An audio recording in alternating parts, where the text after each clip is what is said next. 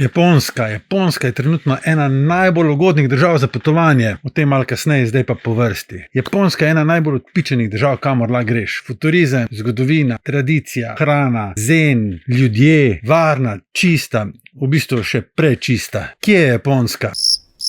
Kako na japonsko? Dve opciji. Ena iz Ljubljane, karte bojo tam jurja 200, celo dražje. Cenejša opcija iz Benetk, Brskej, boš najdel to ceno tam okrog 750-800 evrov. Kakšno turo priporočava za prvič na japonsko? Tokio, Kanazawa, Kyoto, Osaka, nazaj v Tokio. Tokio 5 dni, Kanazawa 2 dni, Kyoto 3, Osaka 2, pa nazaj v Kyoto še kak dan, da kupiš stvari za domov. Lahko pa vmes na hitro stisneš noter še Shirakawa-go, Gokayama, to so take njihove Alpe, greš malo te zgodovinske vasice. Kdaj na japonsko? Kdaj ne na japonsko? Golden Week. Konec aprila, začetek maja, oni skupaj združijo 4 praznike. Takrat ne id. Najboljš pa je sicer aprila, maja pa tam oktober, november celo. Sakura, valjda, vse cveti, konec marca, začetek aprila, to je tudi moja želja, da bi enkrat šli za Sakuro, bokirite fulo naprej. Poletje, juni, julij, avgust, vroče, pa lahko dežuje tudi 15 dni na mesec. Torej, kdaj na japonsko? Jeseni. Kako se premikati po japonski? Ja, seveda, z vlaki, Shinkansenom, to si vsak želi 300 na uro, tam pičiš, ti pa naskrivaj, takole ješ one makije. Ampak pazi to, za to turo, Tokio, Kanazawa, Kyoto, Osaka, Tokio, se ti bolj splača kupovati posamezne karte, kot pa kupiti Hokuriku Arch Pass, ki ti pokrije kao vse to. Mi smo pa šparali tudi 250 evrov, ker smo posamezne karte kupovali. Najboljš kupovati posamezne karte na kluk.com ali pa priješ direkt na postaje, mogoče en dan prej.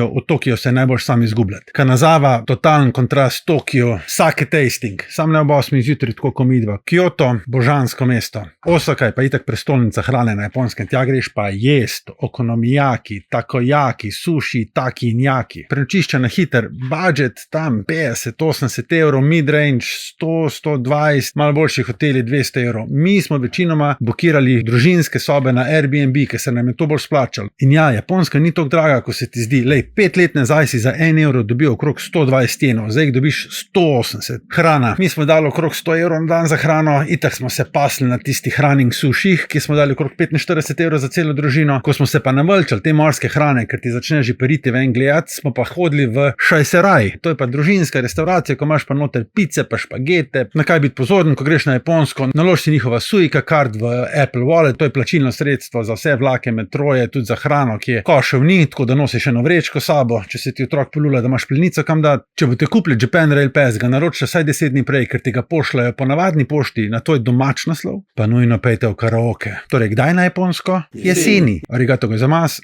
sayonara.